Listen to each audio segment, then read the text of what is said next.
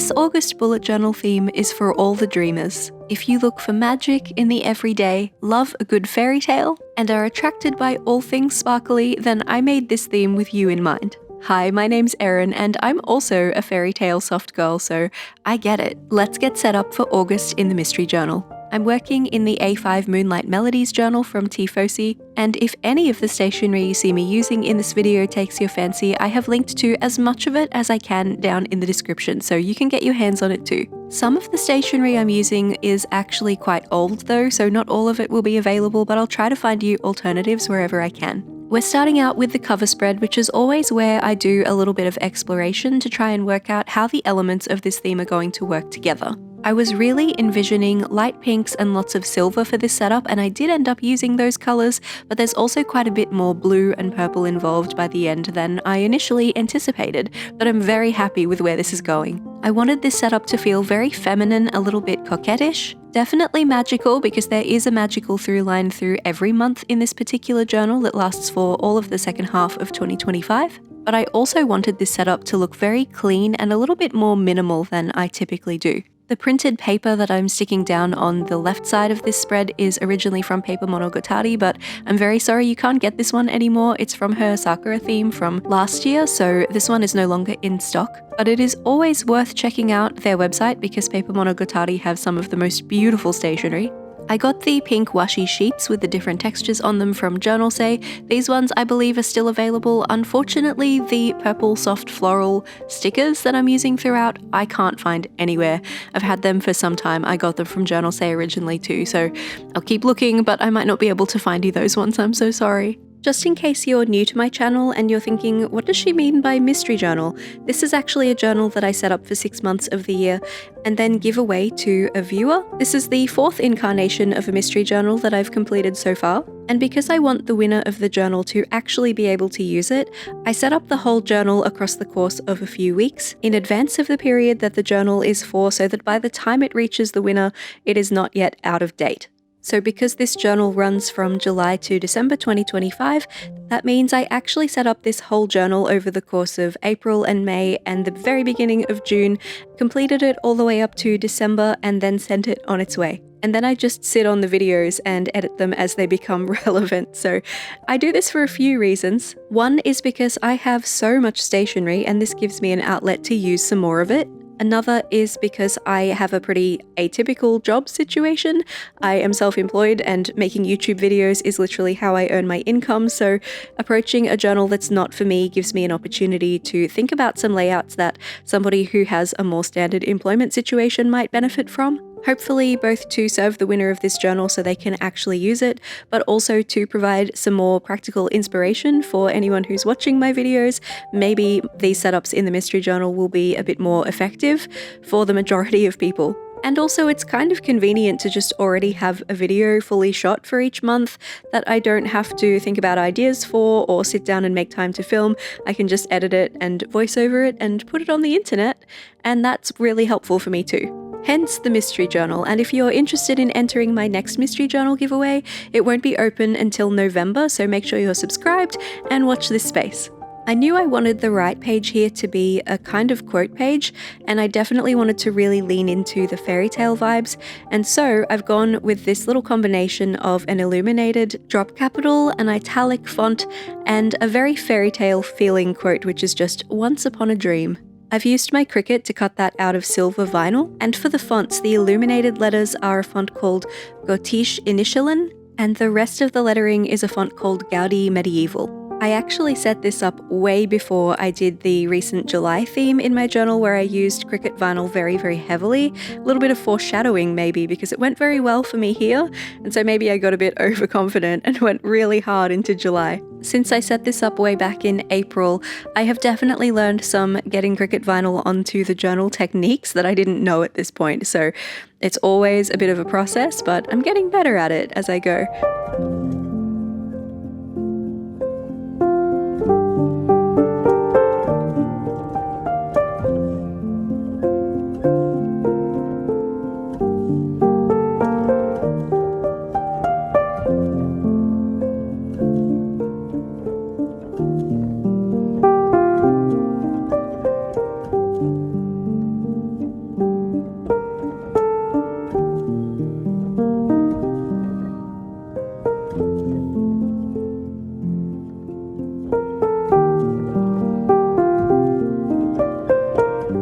I'm so happy that I didn't rip up any of the washi stickers or the washi paper underneath that quote.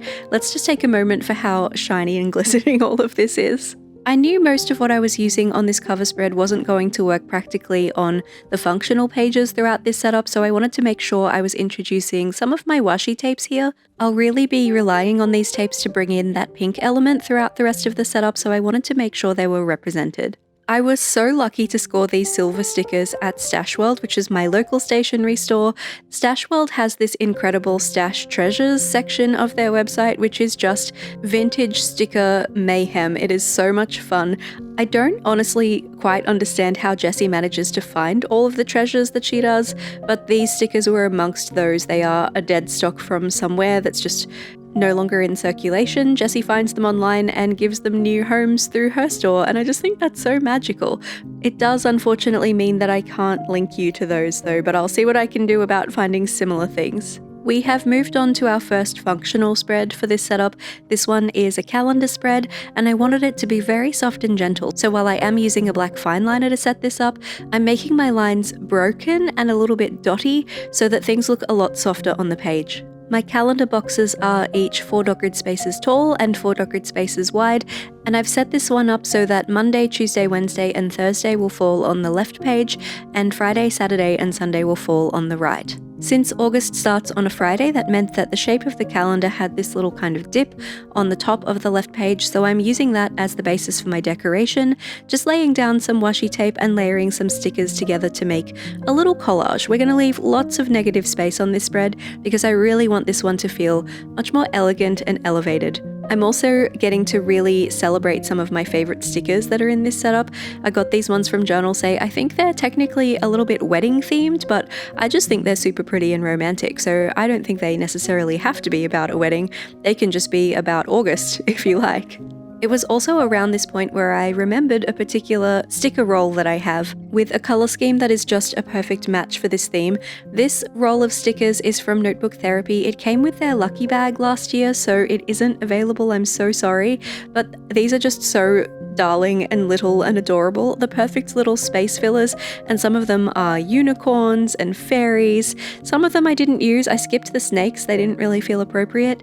And it even had these little Monday, Tuesday, Wednesday stickers, so of course that was perfect for the calendar page. I'm so happy with my little corner collages, so once we have these stickers in place for each of the calendar columns, we can add the numbers for each of the days of August and move on to the next spread.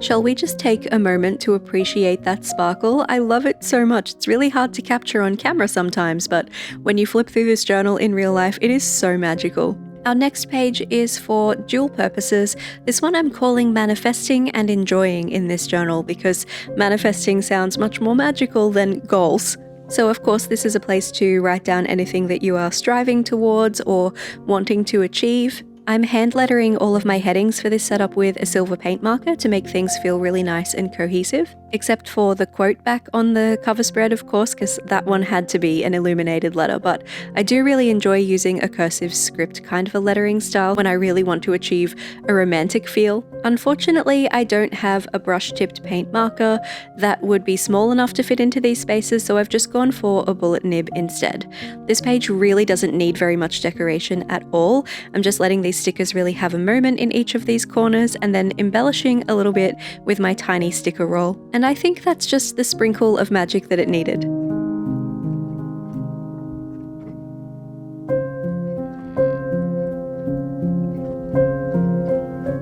On the facing page is a section for a gratitude log. So there's a space for every day in August for the winner of the journal to write down something that they're grateful for on that day. The easiest way to approach one of these is just to have a line for each day, but I wanted to mix up the layout a little bit and make it something a bit more fun. So instead of one line for every day, I've split the page into 2 columns and made each of the gratitude spaces 2 dot grid spaces high. So it is essentially still 1 line a day, it's just that that line has been cut down the middle. Also, because August has 31 days, The very bottom of this page layout is a little uneven, but I'm okay with that because we'll use that space for a little touch of decoration. I'm adding a stripe of colour down the left side of both of the columns so I have somewhere to add the initial and the number for each day of August. This is the Tombow N60 that I'm using for this, and it's such a lovely colour. It's technically a grey, but it very much leans into a cool purple kind of undertone, so very nice for this theme. The other grey marker I'm using from Tombow is the N89, and it is my favourite soft grey for a second line highlight. I love it for that.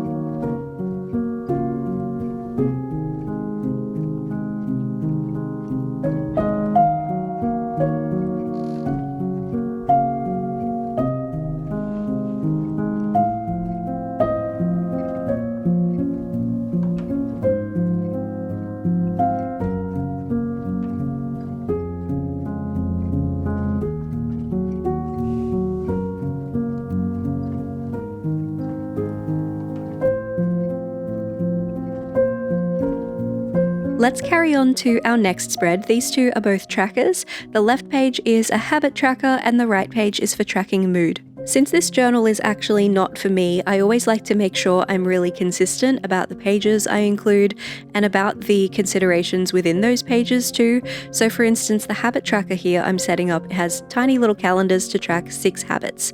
I am including space to track 6 habits on every habit tracker throughout the whole book, just in case the person using this journal wants to make sure that they're always tracking the same 6 habits throughout the year, or they can vary it if they want to, but I never want to take away some of the functionality that they had in a previous month. So I try to add the variation through the themes and through different ways of laying out a habit tracker rather than varying the pages themselves and their functions. Obviously, I don't know which habits the winner of this journal is going to want to track, so I'm just adding a little line of grey to delineate the space where they can fill in what the names of those habits are. And for a habit tracker like this, you have a couple of options about how you can fill it in.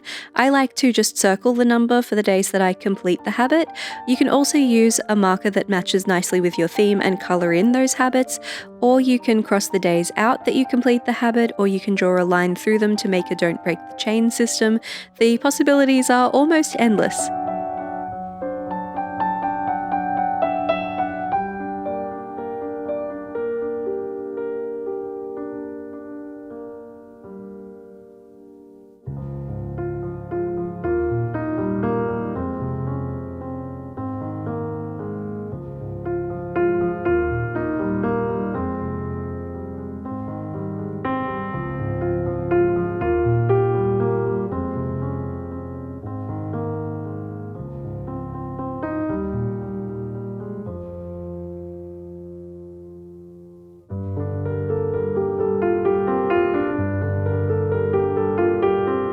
It's been a little while since I did a fully illustrated mood tracker, but this theme definitely felt like the right time to bring one back. I'm not much of an artist or illustrator, but I can do a few kind of simple things okay, and so I leaned into a few ideas that I think I do an okay job of for this one. The idea is that it's a door in a stone wall or castle or something like that that is being overgrown by flowers, and so each of those flowers will represent a day in the month of August, and the winner of the journal can colour in those flowers in a colour that matches their mood from one day to the next. So of course I've drawn 31 little flowers and I'm adding some leaves around them to make them look like they are connected, like maybe they're growing on some kind of a vine. And then we can just add some big rocks in the background in shapes that are a little bit varied to make it look like this wall has been pieced together with available pieces of stone.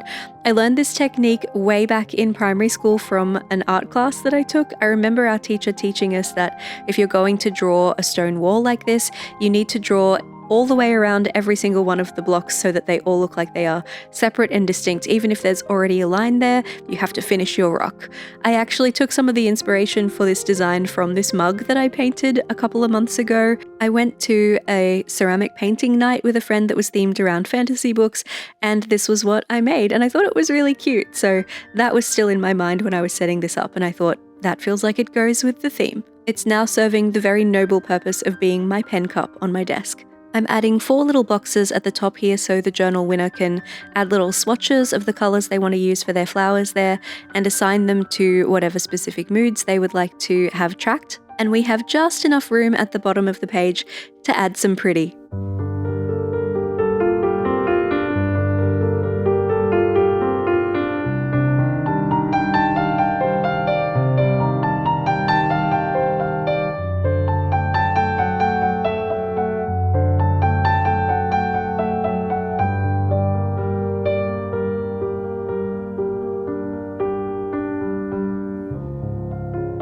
Something that's been on my mind quite a bit lately is how it would probably be beneficial for me to start including a meal planner in my journal again. This is something that I struggle with on and off, is planning what I'm going to eat and how I'm going to grocery shop. And so I figure if I'm thinking about it, probably other people are thinking about it too. And that makes it a worthy inclusion in the mystery journal. So this spread is for meal planning and for making a shopping list to go with that meal plan. I looked for so much meal planner inspiration online for bullet journals before I settled on anything, and a lot of them I didn't feel like I could really adapt into a setup that wasn't for me, so I'm going with a classic calendar. I fit it onto a single page here, and I made sure that they are still 4 dot grid spaces tall for each of those calendar boxes so that the winner of the journal can do breakfast, lunch, dinner, and a snack for each day if they want to. And I figured for the shopping lists, because there is quite a bit of space there, it could be something like a week A menu, a week B menu, a week C menu, and they rotate, in which case each of those columns could be for a different week's worth of the shopping list. A week A shopping list, a week B shopping list, and a week C shopping list.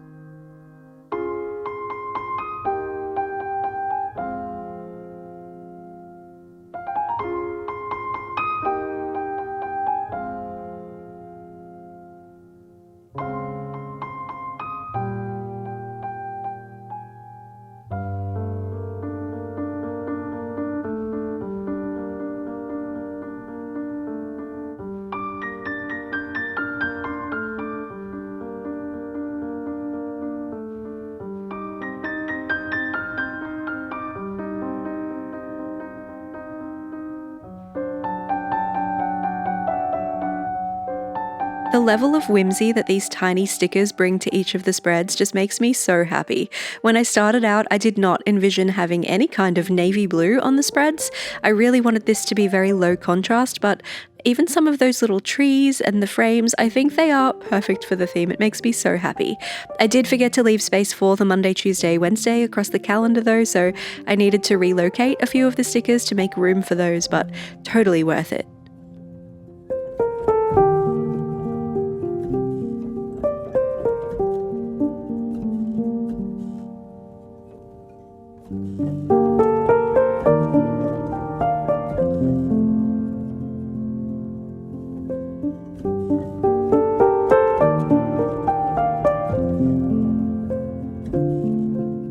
This August layout is now equipped for meal planning, so let's turn the page and move on to our next spread.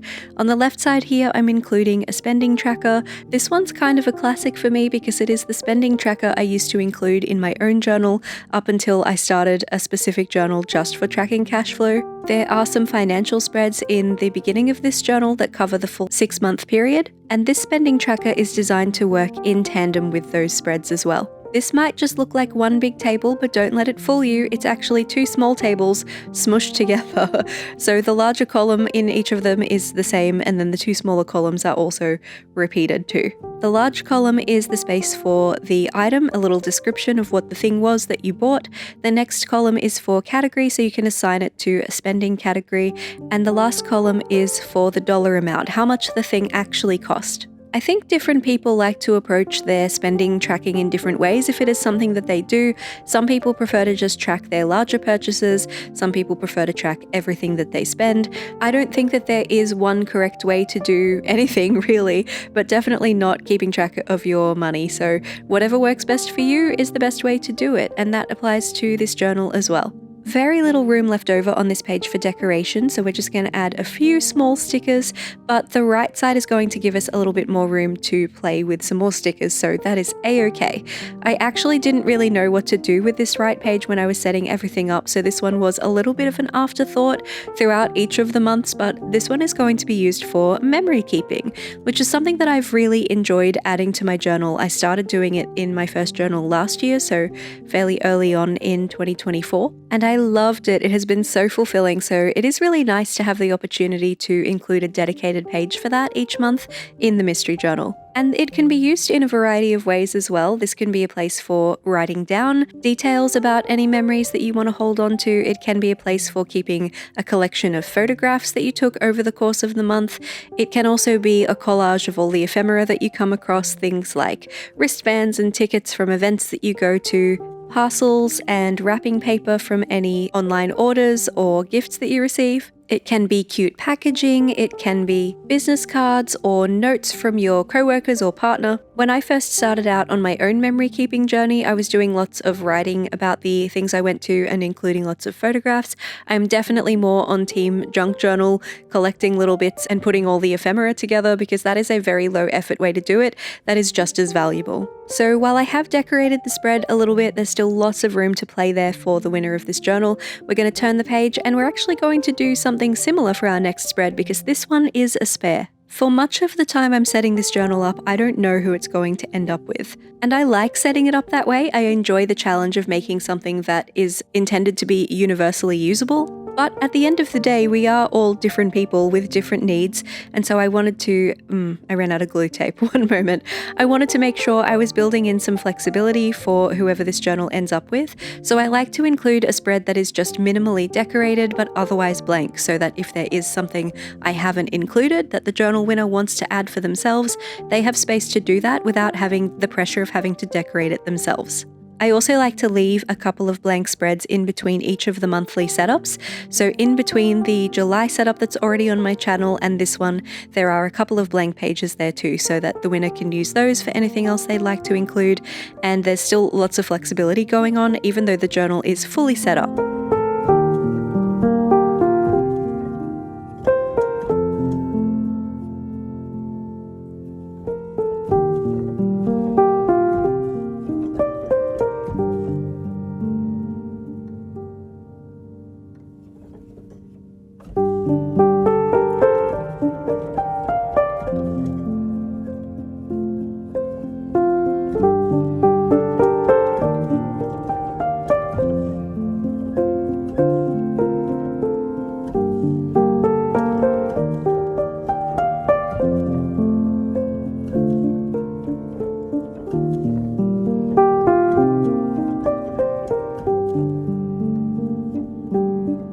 If I was being smarter, I would have laid down these silver chain stickers first, because I decided I wanted to move the stickers that were under them, but all that did was tear up the pink paper that I'd laid down underneath them, and I ended up aborting mission and just kind of leaving things how they were. A lesson in layering, although I also really enjoy making things up as I go along sometimes. I enjoy the creative flow of that, so you can't always have it both ways, have things meticulously planned but also follow the joy of creating spontaneously. So I try to find a happy medium wherever I can. With the spare spread all set up, that means it's time for us to move into our weekly spreads for August. And we're starting with one that I affectionately term the SWOT Analysis Weekly, because it follows a similar structure to a SWOT analysis, if you're familiar with that term from business things.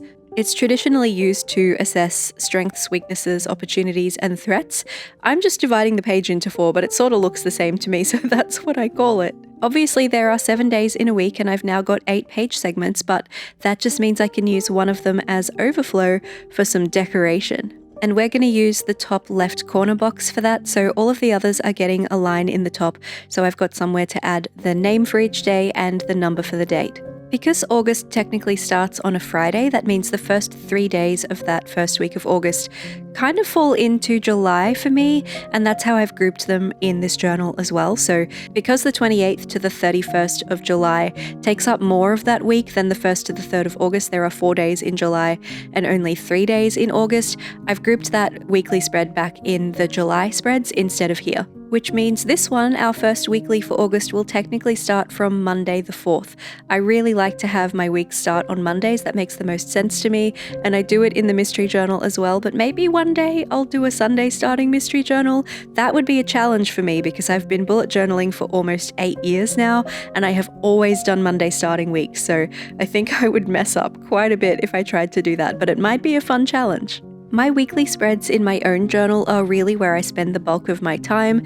This is where my to-do list for each day goes. It's where I put reminders for myself about events and birthdays and tasks. So this is where I really live my life. And that's why I put quite a bit of effort into varying each one across the course of a month in the mystery journal as well, because I find I get bored using the same weekly over and over. So I want the winner of the mystery journal to have a bit of a smorgasbord of weeklies to try out too. I do occasionally hear from people that they don't feel like they have enough going on in their life to use weeklies, in which case I would urge you to find a different way to approach them. So rather than to-do lists and organization, maybe you can use them for some short form reflection every day, a little look back on what you did and what you were listening to and where you went and that kind of thing. I think that could be really fun and interesting. And you could also adapt these to be a really cool take on some memory keeping as well.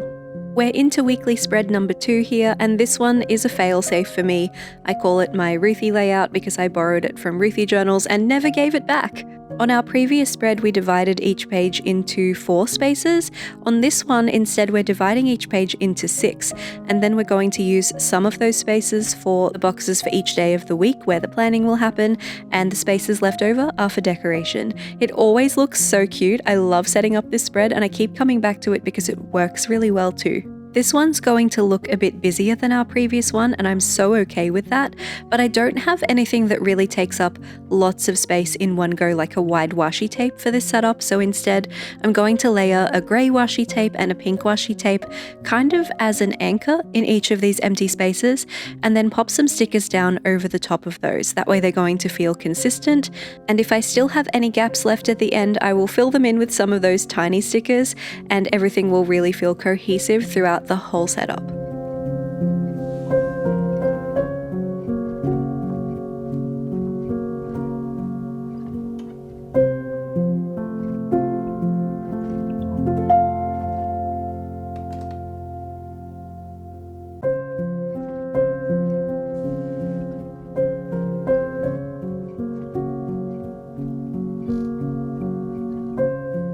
This is the first mystery journal that I've set up that had a continuous theme through line throughout the whole journal, which is magic. I thought that was a fun way to approach it because magic is quite a vague thing, so you can approach it in this kind of fairy tale way like I'm doing in this theme. My last one had actual fairy stickers in it, which I felt was quite magical back in the July theme. The mystery journals I've set up before this were a little bit more erratic. It was just a theme from one month to the next, much more like what I do in my own bullet journal. But I do have a lot of magical themed or magical feeling stationery anyway, just because that's what I personally really enjoy. And it made me think somebody entering a competition to win a journal that I set up on my channel probably likes a lot of the same stuff as me, and I would love a full magical journal, so that's why I've really leaned into it for this one. I'm not 100% sure if the themed journal thing is something I will continue in the next mystery journal or not, but if it is something you're interested in, I'd love to hear your suggestions for what some of the future themes could be, because right now I am kind of out of ideas.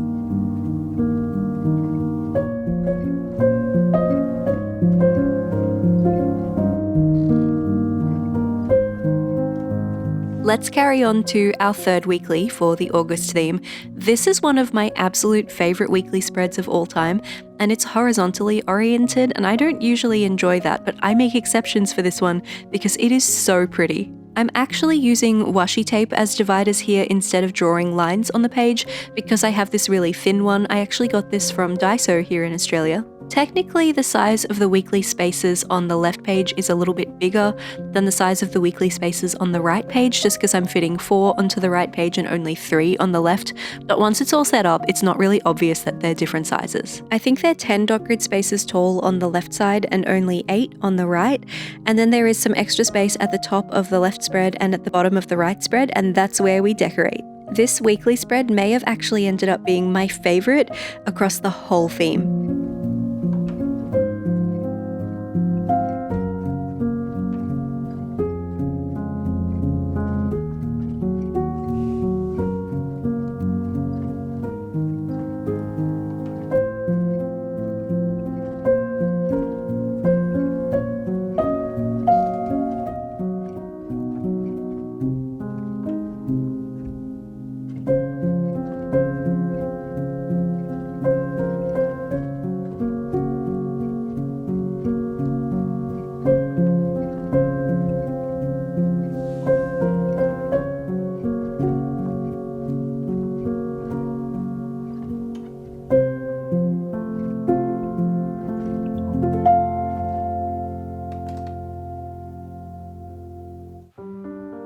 I can't believe it took me this long to remember I had this sticker sheet, but along with my silver filigree stickers, I also have these number stickers, which are so perfect for this theme, and they're only getting used on the last couple of weeklies. I'm teaming them up with the Monday, Tuesday, Wednesday stickers from the Notebook Therapy tape, and I think they are so classy and elegant. I kind of wish I'd been using these all the way throughout, but then maybe I would have run out of some of the numbers anyway, so maybe it's for the best, who knows.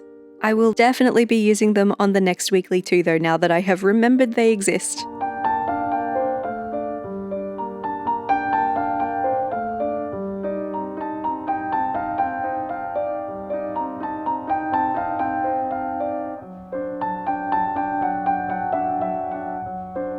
We've got one last weekly to set up and then we are finished with August, and I have a secret to tell you about this weekly spread. It's basically the same as the SWOT analysis one that we did first, except it looks completely different, just because you put things in boxes or draw second line highlights, instead of just drawing lines to divide the page. Also, last time we made the decoration box the top left, this time we're going to make it the bottom right. I'm alternating and staggering my marker colors for my second line highlight for a little bit of something extra, and we're going to sprinkle some of those tiny stickers around as well so that there's some magic all the way throughout this page.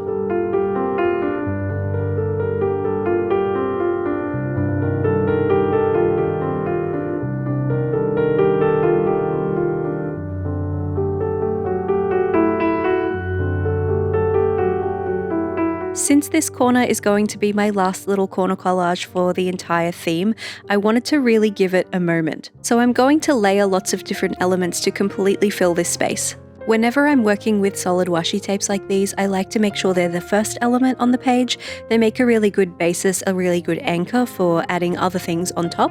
And I hadn't used very many of these circle stickers throughout the rest of the setup, but I do like how they kind of imitate the moon. I typically don't go so much for people stickers in my journal setups.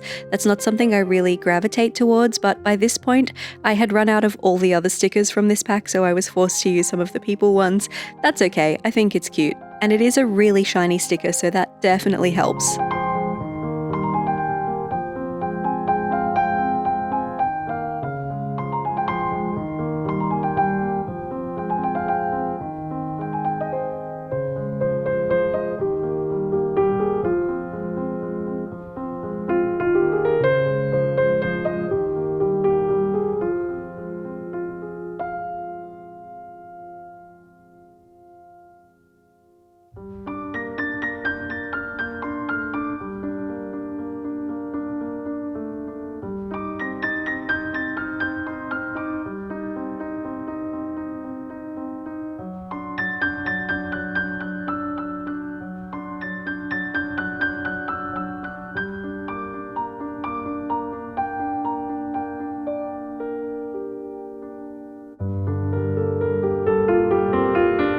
It can be really tempting when you know you're on the last spread of a setup to go really hard with the stickers, but I'm trying to show some restraint. And there is one more thing I want to do here, because I've realized back on our mood tracker spread, I forgot to add tiny little numbers to each of my flowers so that we would know which flower represented which day.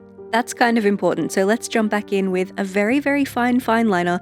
I am zoomed in here and you still almost can't see it, and that is exactly what I wanted. I wanted these numbers to really blend into the background, enough that you can read them if you're looking for them, but if you're not looking for them, maybe you won't even notice them. And of course, on a mood tracker like this, you can color in the background, the rocky wall, in whatever kind of color scheme you like. Same with the leaves, it is just the flowers that are tracking your mood.